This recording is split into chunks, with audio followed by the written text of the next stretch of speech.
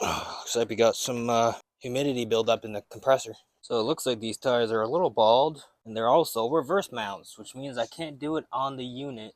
I have to take them off. It's a lot harder to do with one hand. You know what? I think I should actually jack up the unit before I take the nuts off. That's a great idea. Now, of course, the tires I need are down there, so I have to go digging. I was actually supposed to do this call at 7 in the morning. It's now 12:30 because it wasn't a rush, but we had nothing up in the morning, so.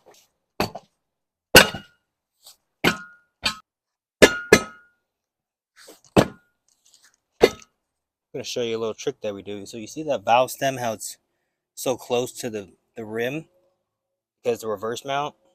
So sometimes we'll grab a knife and we'll cut the bead ever so slightly.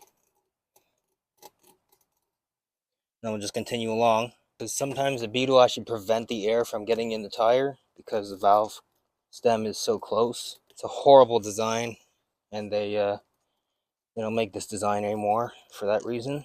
My hammer is almost about to break, but it hasn't broken yet, so I'm not going to change it. Famous last words. Sometimes people ask me what happens if I hit the rim. I mean, these rims are pretty strong, so what you got to worry about is when it's aluminum. That's when you gotta make sure you don't hit it, or else you're buying them a new rim. Looks like this one's got about 10 plugs in it. If you guys like this microphone, I'm really hoping it works out real good. So now you see how the old tire is bubbling from the bead after the fact that I took it off? That usually indicates that the casing is leaking, and that's probably why this tire was in fact going flat.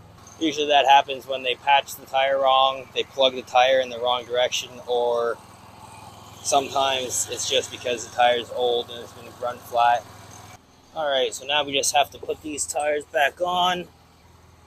Now you might be wondering, why don't I do a lot of vlogs? And that's because this job is super boring. And usually I get bored throughout it, so it's very hard to keep up the spirit of making content until I get home and I'm excited, you know? I'm excited to get when I get home, but I'm not excited on the job. But you know, it just takes some learning. A little learning curve. Looks like my compressor's running out of gas. I mean, I hope that means it's out of gas. Never had it die when it's idle like that. Oh, good. I'm very surprised that none of these tires actually had sealant in them, because usually the older style reverse mount rims are so bad with rim leaks that we'll usually just toss sealant in them. But these ones seem pretty good, because not a single one had sealant, so that's always good. Makes my job a little bit easier. If you can't tell, the tire doctor's a totally different person on the job than when he's at home editing videos.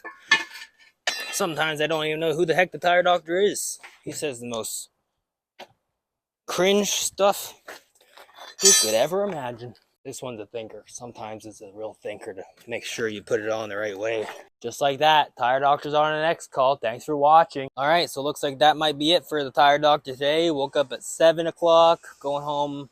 Probably be home at about 6 o'clock. I just gotta go stop and get a backhoe tire for a 19524 for a backhoe, a rear tire. One of them big ones for tomorrow morning. That should be fun. But yeah, I just dropped off some scrap here, and yeah, heading home, hopefully. We'll see. On call 24/7, you never know. Okay, so now we're picking up this backhoe tire right here. Just gotta lift it up onto my truck, which I don't have a lift gate because, you know, I'm a beast. Who needs that? But then I get to go home. Nothing's come up, so awesome. One of these days I'll get a lift gate. That'd make my life a lot easier. Nice. Oh, there we go. Just like that, we're ready for tomorrow. Bye.